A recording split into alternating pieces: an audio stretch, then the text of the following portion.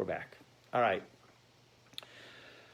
So that's man, okay? However, God's wisdom is intrinsic and not acquired, nor does he lack, God forbid. He's whole, complete oneness. Therefore, his desire, God's desire, to create the world was not something that originated at the time of creation. Rather, just as he is eternal, listen to this, so his will is eternal. And the translation here is better from the one you have there. From time everlasting, okay? Because the language here is kidum shel kidumim. It's primordial. From time everlasting, he had the intention to create the world when he did, and not before. Kind of an interesting idea. Thus, when the world was created, it was exactly in its correct time, as it was in God's immortal will. And it is therefore correct to say that he never had a change of will. Okay? So let's go here back just a little bit and grasp what we just read. Here, we had the question of why did God not have a will to make a creation and then all of a sudden will to make a creation? Doesn't seem very congruent with our understanding of the infinite, okay? Of infinity, of the Ein Sof. So the answer was that no, you have to understand. God had a will for the creation that's eternal, which is kind of an unbelievable, okay? Just take a step on here, just to take a step back here, just to think about this just for a second here, okay? Because really, what are we saying here? We're saying that he always had a will to make creation. It's an eternal aspect of God to have this creation, our creation. Now let's go a little bit more specific for all of us here, okay? He had a will for each and every person to be created, right? In other words, the will to create Dr. Winters, right? Dr. Rosenstock, right? Anthony, right? Lowry, and everybody else online, right? And everybody else there. He always, think about this, he always had a will to create you. There's something really deep in there if you just take a step back on that for a second. And we start to think about it's an aspect of ourselves we have to look at that is eternal. It happens to be, God had a point in time where you, as your expression of Dr. Winters, Dr. Rosenstock, Anthony, whoever, has to be at a certain time, okay? We'll get into time in a second. But the idea here is he always had the eternal thought of having you guys, all of us, exist. Always. It always was. It didn't rise up in God's mind. Oh, let's make a Rabbi Cohen, okay? Didn't happen like that. It always was. It's kind of a wild way to now, not a new way, but to look at ourselves like that. That to say that I am an eternal creation. It just so happens to be, my expression happens to be at this time, okay? So then how do you look at time, okay? Now there's books at it that I tried to even fathom. Forget about quantum mechanics because, I can't figure it out. But I got the definitions from my father-in-law. I used to learn all of the Eitz Chaim with him, with the commentaries and things like that. And we finally came to the definition of time. You're not going to understand it, but I'm going to tell you the words, okay? The words of the definition of time is the filling of ma and ben. Okay, Rabbi. So I'm not even going to go into explaining that, okay? But basically what happens is a certain energies that are meant to be fixed, and a different way to put how Rabbi Schwartz puts the definition of time, because the definition of the Hebrew word for time is zman. Okay? So shazman. Zman, it also has other kind of connotations to it. Zman means time, but the language implies mukhan umazuman. Mukhan means ready and prepared. Okay? Like if you ever been with people sitting around a table and everybody is eating, and you finish bread and you're going to make what's called a mezuman. That means that if there's three men who ate bread together, one shouts out, okay, Rabbi Sai Nivarech, a gentleman, let us say grace, and then they respond. There's a back and forth kind of thing. It's called mezuman, okay, which is basically get ready.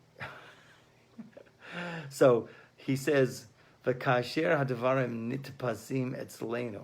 When things are grasped by us, shahadavar muchan u'mezuman lefanenu, where the thing is prepared before us, that's what we call time.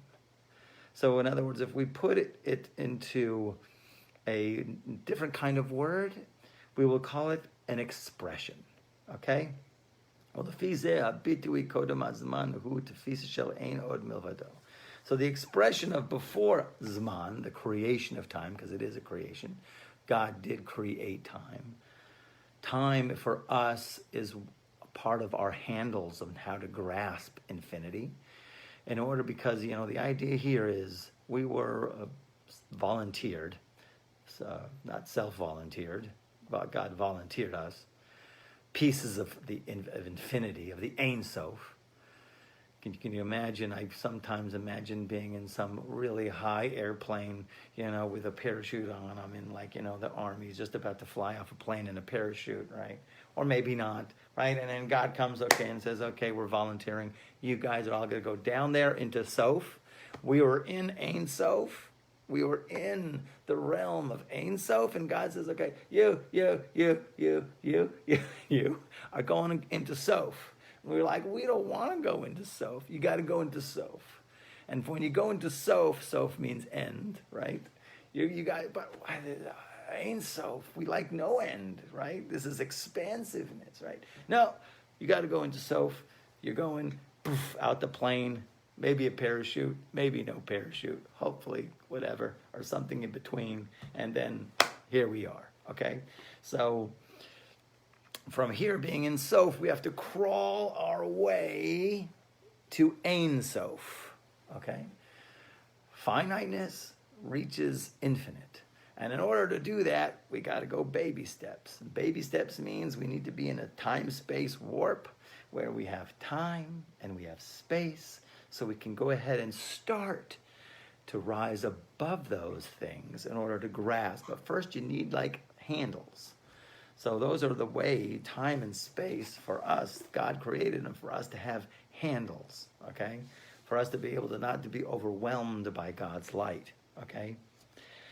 So, and of course, time, as we say, God is of course beyond time, so it's really for us to grasp the Ein Sof. So the idea here, either it's an expression in time, that we were always an energy that was with God, and it went upon his mind, and it went upon his will. At a certain time will be the expression of you, and you, and you. Okay? Not before, not after. This is your time. That's why Pirkei Avos, it occurred to me, Al ti'i baz l'kol adam. Don't be scornful or put down anybody, or really anything, because there's no person or thing that does not have its time. Okay? In other words, there's going to be an expression of everything, and everything is needed, and everything is necessary. Okay? So the idea here is to grasp the answer is God really always had us in mind to be created.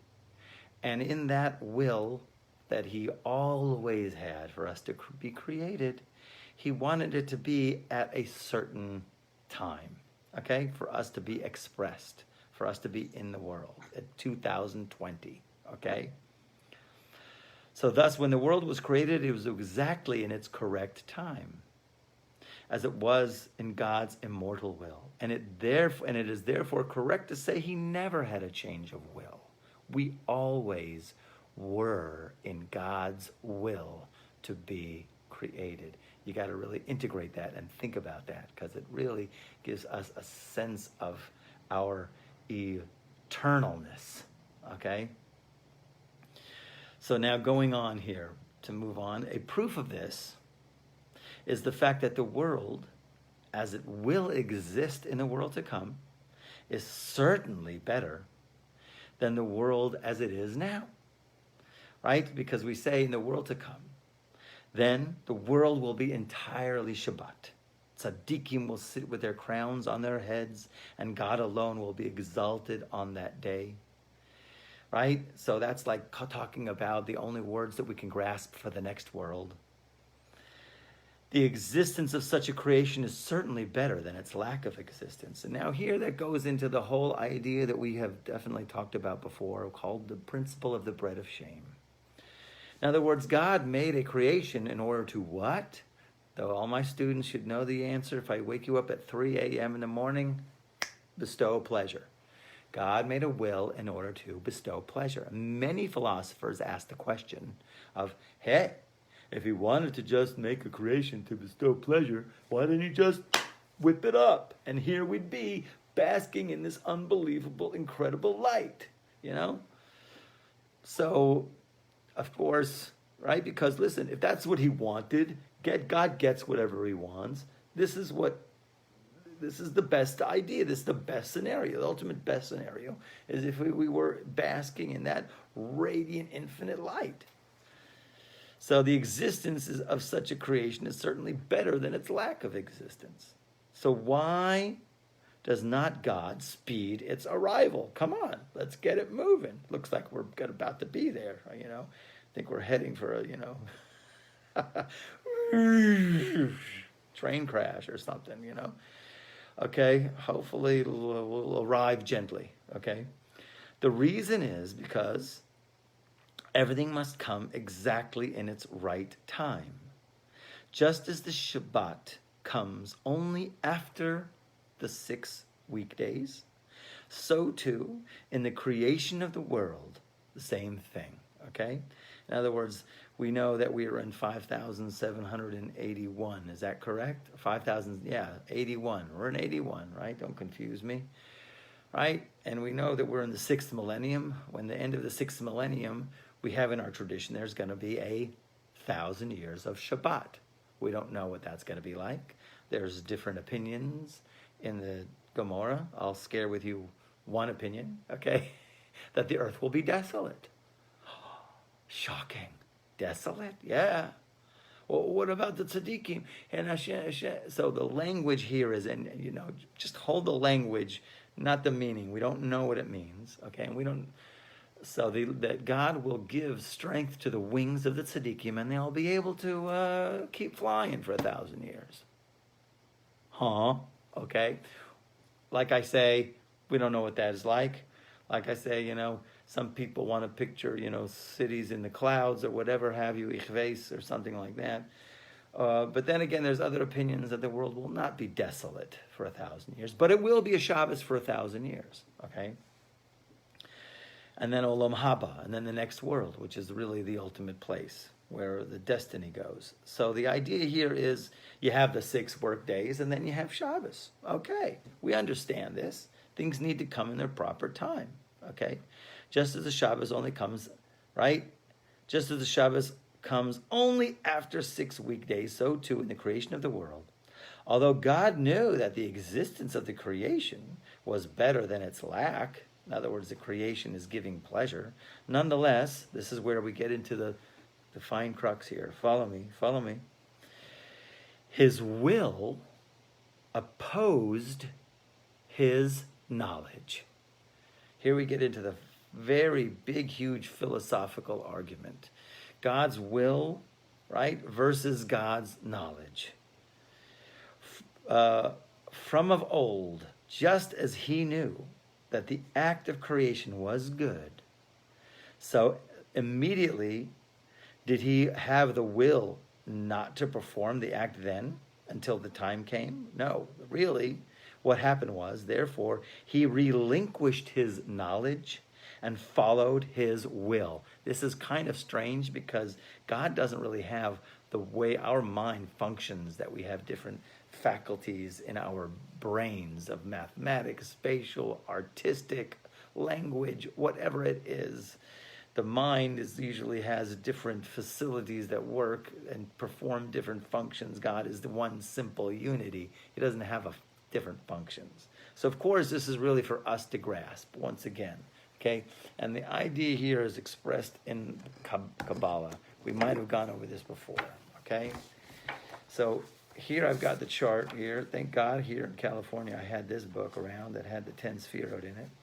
So here we have the array of the 10 Sefirot, if you could see that really good. Okay, so the 10 Sefirot, we have the highest of the 10 Sefirot, which we will call Keter. And then Keter, of course, the light of Keter goes into the light of Chachma, wisdom. And then the light goes into the light of Bina. And then, of course, the culmination of these two goes into this quasi-sphera called Da'at. Da'at means knowledge, okay? And then, of course, you'll have the lower 7 spheros represented by the 7 days of the week. These are all called the mental sphirot, okay? And Da'at and Keter, we say, are mutually exclusive. Wherever Da'at is there, Keter is not there. Wherever Keter is there, Da'at is not there. Because if you count them all, what would we have? We would have 11 sefirot. And our tradition is 10 sefirot, not 9, 10 sefirot, not 11, as the Sefer Yetzirah says. So here we have these 2 sefirot called that are mutually exclusive. Now, why are they mutually exclusive? Because here you have Keter. Keter represents will.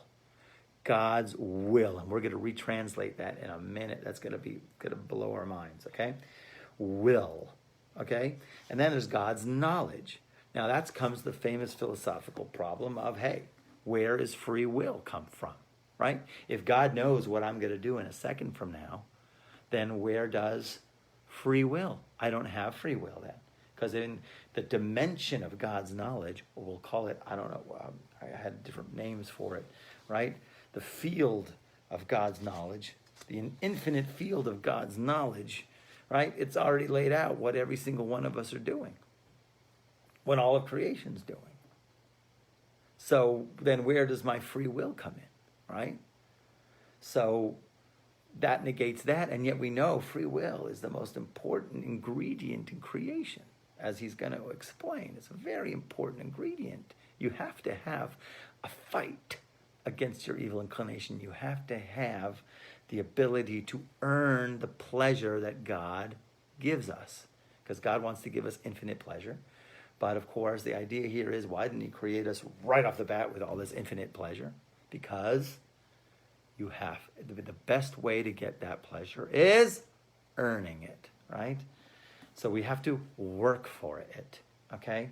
And that is required by free will. Hashem had a big dilemma in creation and when he brought us out of Egypt.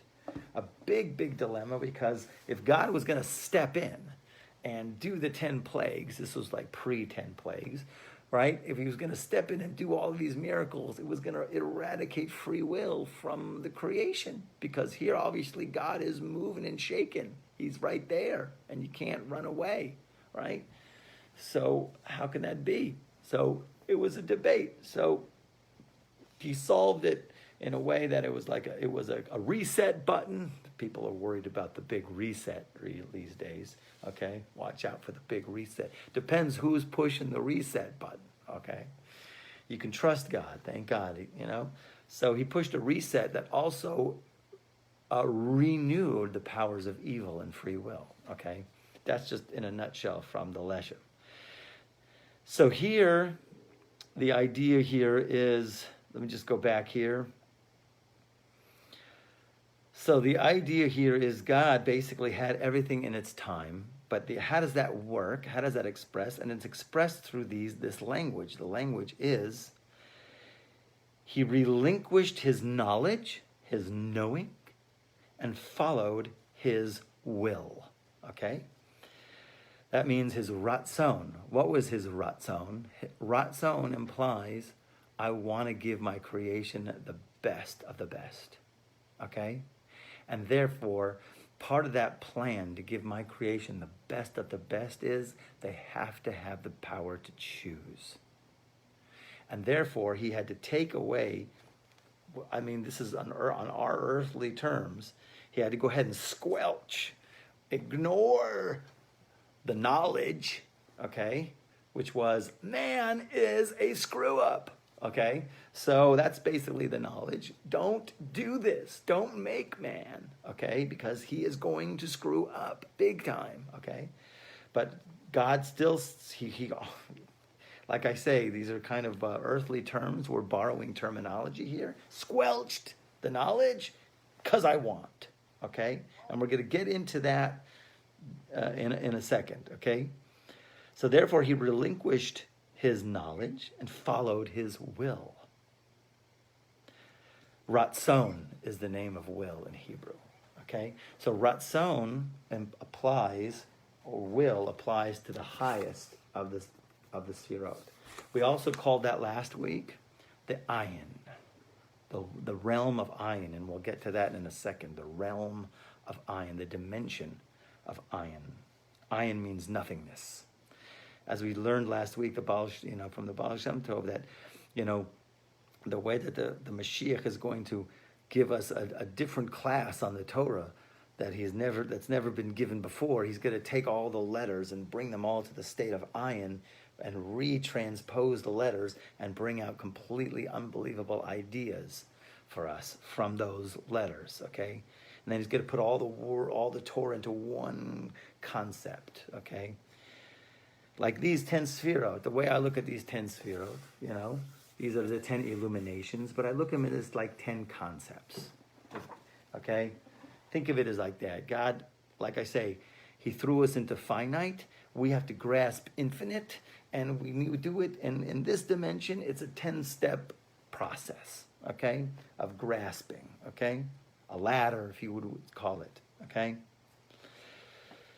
So he relinquished his knowledge and followed his will. Before the creation, it was, in a sense, a world that was entirely Shabbat, because it went upon his will to give intense pleasure. And this is what is written. He has made everything beautiful in its time, even the world. This is a very deep secret, and the wise will understand it, and I'm not saying that I got it. But what we do have from this paragraph is we can understand that there's a 6-day work week, there's a Shabbos, there's the time to receive the pleasure, there's a time to work for the pleasure, and everything has to come, every expression has to come in its time, okay? Okay, so this idea explains the paradox of God's omniscience and human free will, because we know this is the age-old problem, the big philosophical problem of God knows what we're going to do and where is our free will, okay?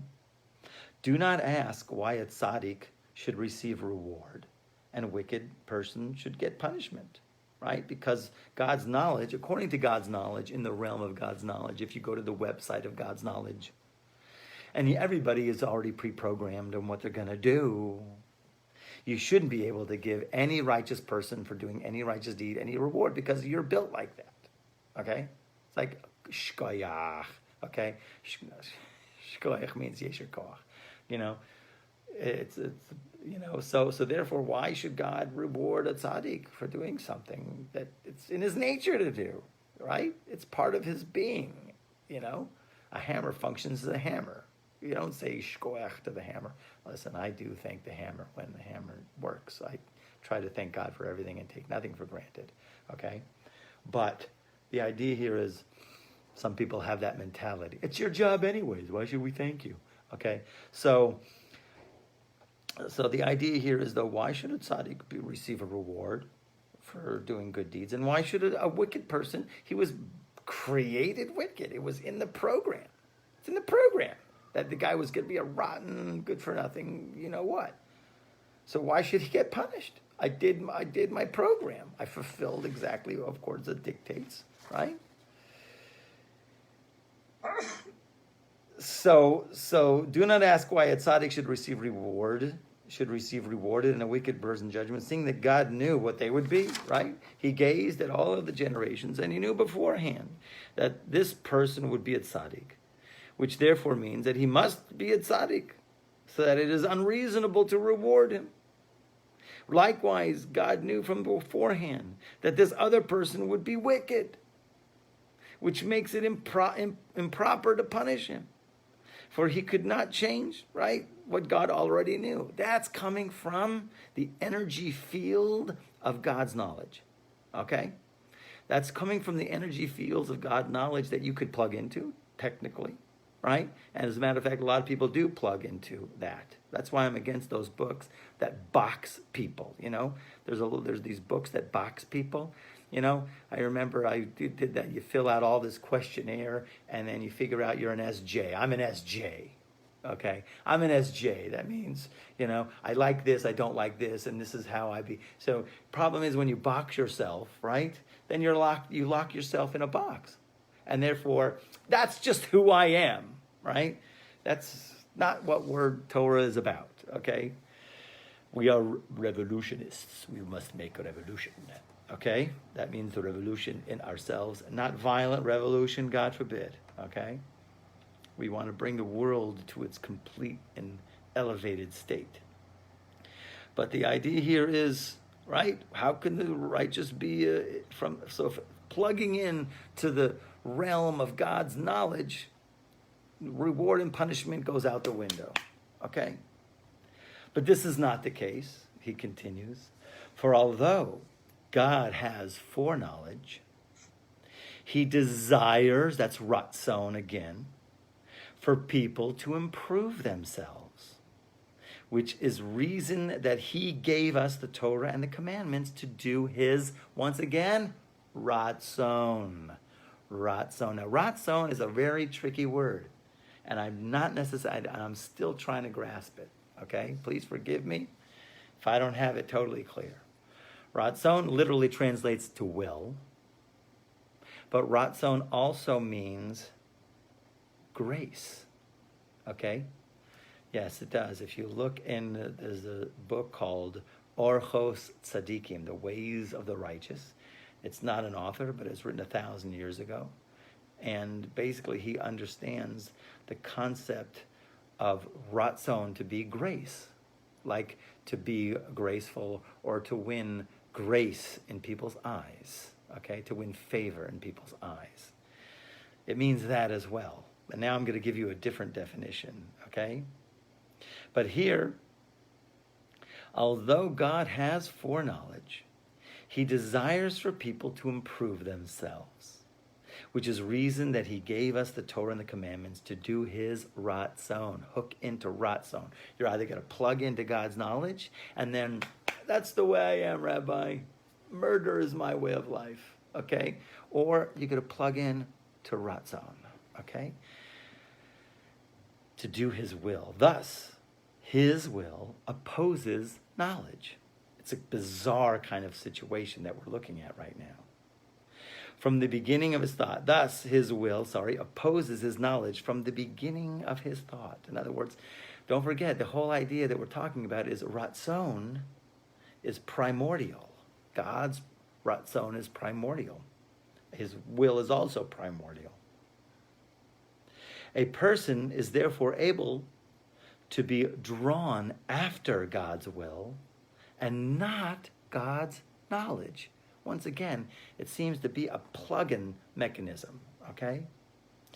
That is, his will, and God wanted to show us this pattern, his will overrides his knowledge. Since he does not desire this knowledge and this action, meaning if the guy was going to do a bad action or not such a good action, his will supersede, squelch, right? Put away, overpower his knowledge. Okay, just to show us a certain pattern in terms of our consciousness, in terms of what do you think about? Which attitude are you plugged into 24/7? Is it the God's knowledge field of existence, which is true and it exists? It's like two simultaneous existences, or what do we call potential existences, okay? Or ratzon, God's will, okay? The knowledge was not desirable, because if he's laid out what everybody's going to do, it takes away reward and punishment. If a person so desires, he can improve his actions as is God's will, right? As is God's will, and not draw upon himself the knowledge that he will sin. For the knowledge of evil was created, here we go, to test the righteous, okay? Got to get that one. It's a whole nother subject that the Ramchal does bring down. The reason why we're here is to overcome trials. That's right. When we are tested, and that's what the word for nisayon is, test, okay? But nisayon is also opportunity to express, okay? Because it comes from the same word in Hebrew, nisayon and nes. Nes also means banner and also miracle. And the common denominator that we say of all three of these things is they stick out. A nisayon, like Avram Avinu and his 10 tests, we're going to come on that this week, that they are all opportunities for a special expression for Avram Avinu. And let's say a banner sticks up if you're lost in a crowd, as in a tourist. And of course, that's a nes, a nisayon, right? A nes is a banner, right, that all the tribes have, and a nisayon, right, is something that sticks out, okay? So, and a miracle, of course, is also something that sticks out. It's something that here you have nature goes, and all of a sudden, what? Okay. So, therefore, the whole idea is for us to overcome trials. It's kind of a hard reality that smacks us right in the head, but it's what it is, okay? So let's go back. This world is a world of trials, and the soul is sent into this world to be tested. Like I say, we came from Ein Sof, we were thrusted into Sof in order to break out of Sof back into Ein Sof, okay? In other words, we come from unlimitedness, we were thrusted into the world of finite, and we have to break out of the finite back into infinity, okay? Yes, like the butterfly or the chrysalis, okay? If it sins, the person sins, right? That it contradicts foreknowledge. Wait a minute, let me go back here. This world is a world of God's knowledge.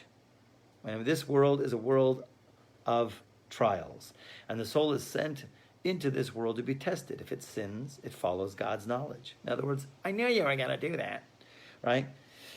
Right? That's just like you. And if it does not sin, then it follows will, which also means grace. And I'm going to give you a different definition, right? Will and command. And that contradicts any foreknowledge. For some reason, that doesn't exist.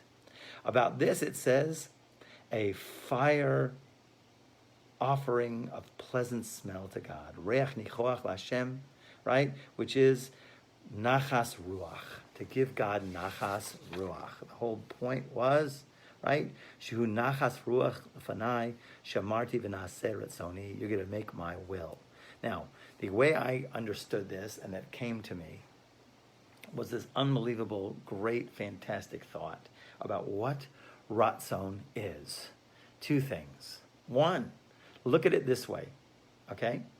Ratzon means potential.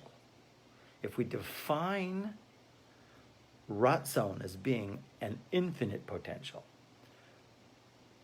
I believe, and I think I did see it in the commentary last week from Rabbi Schwartz on the previous piece that we did last week about the Mashiach coming, when the Messiah comes, he's going to, this pulling up of the letters and recombining the letters was a way of showing every single Jew, because every Jew is a letter in the Torah. But basically showing us and bringing us to the consciousness level called ayin, What is ayin?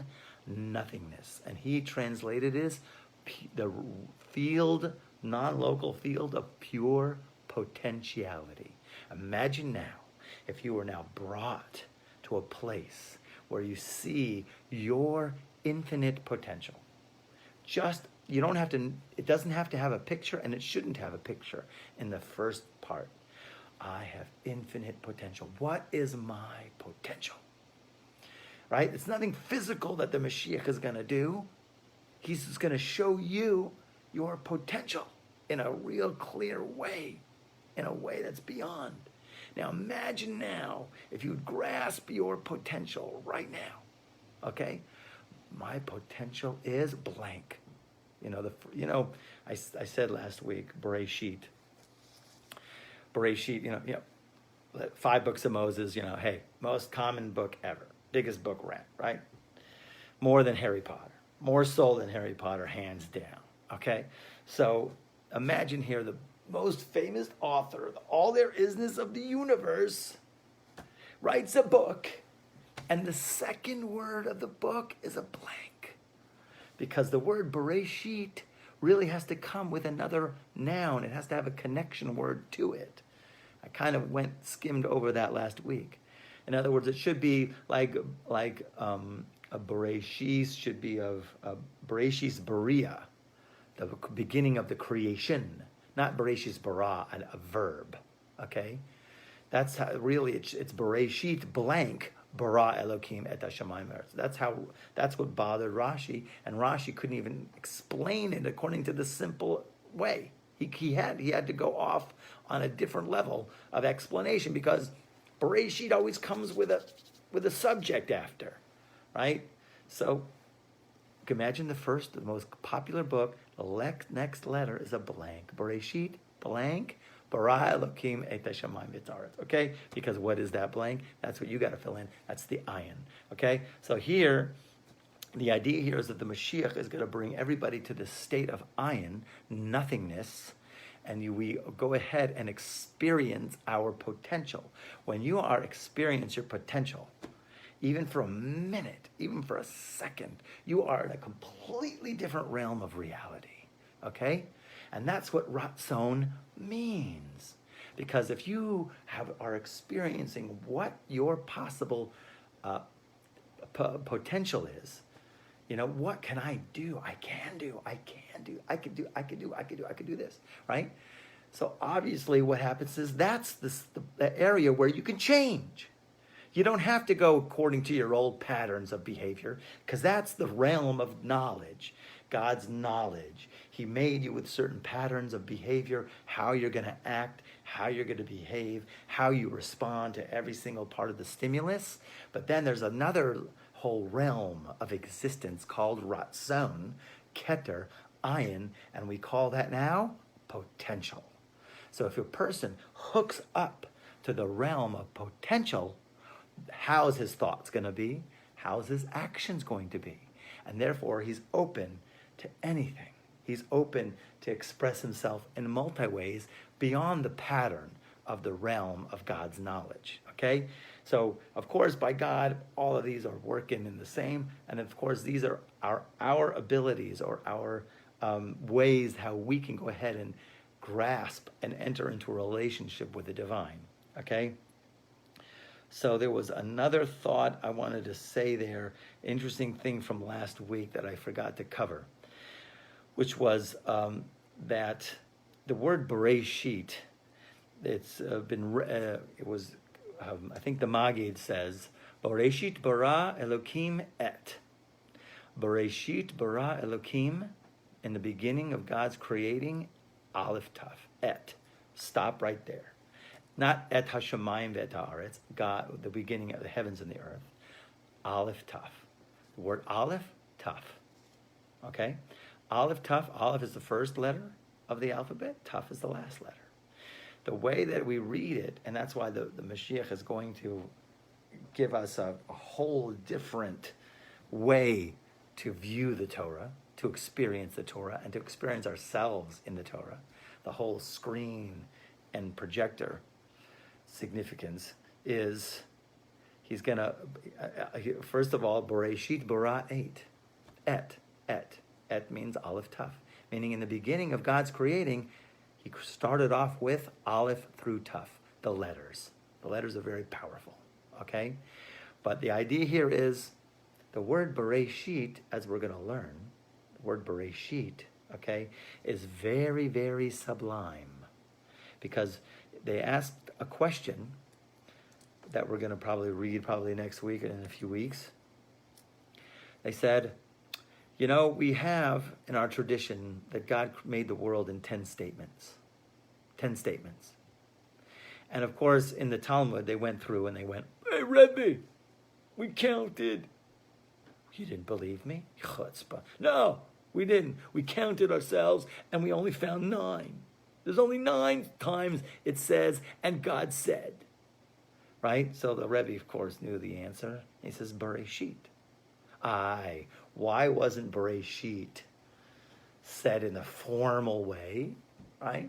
So the idea here is because it is the most sublime of all statements. It corresponds to the menorah that was in the ark. Because, you know, in the ark, in the temple, there were 10 main vessels corresponding to the 10 sefirot, corresponding to the 10 statements of creation, and each one of those temple vessels corresponded to one of those 10 statements of creation, which corresponds to the 10 sefirot, of course, right? So the candelabra, the menorah, was corresponding the word Bereshit, okay? So the word Bereshit, right, corresponds to the candelabra, which was so sublime. And that is why Moses, when he was at Mount Sinai, getting the instructions to build the temple, he could not grasp the candelabra.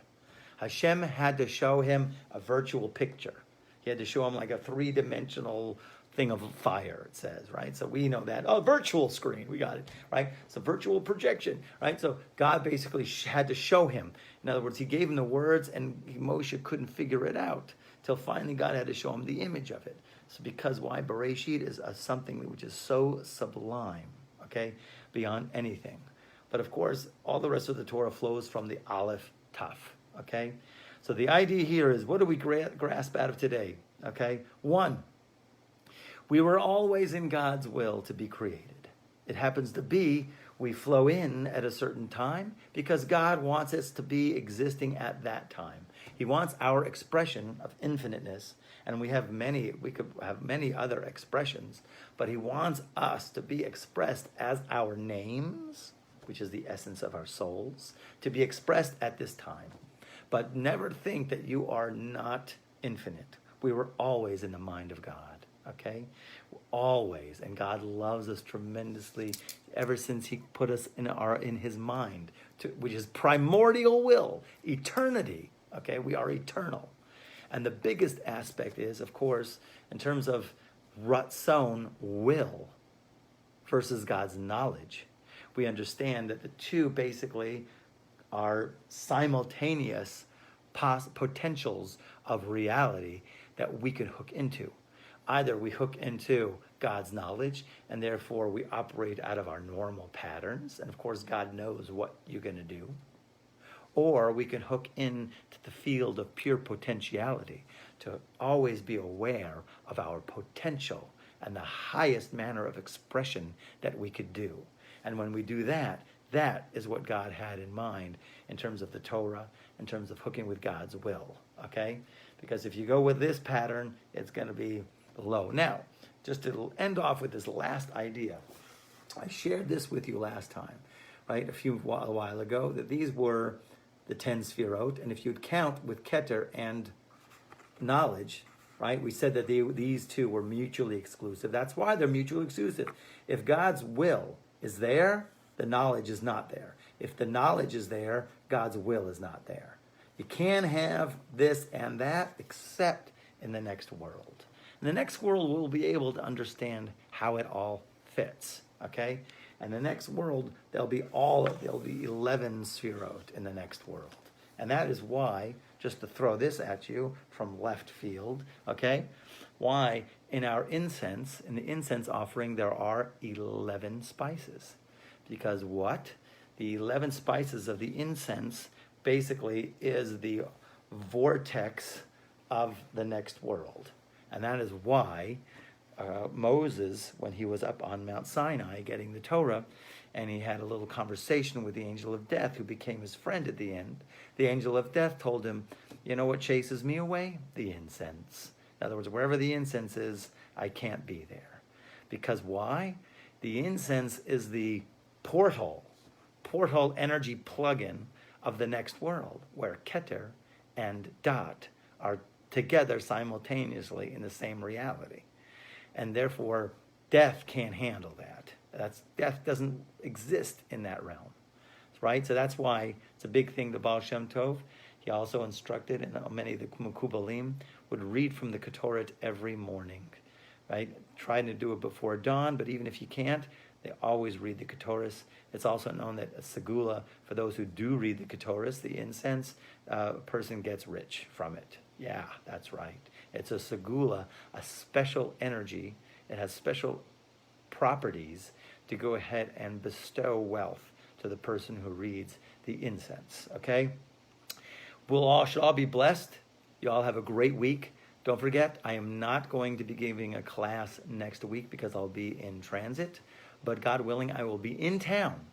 And if we can get together, if not at CBS, maybe some other place, we'll see if we can arrange it, because I'll be in Houston, and maybe we can get together live from New York, okay? So, so we're going to end here. Anybody have any questions? Yes.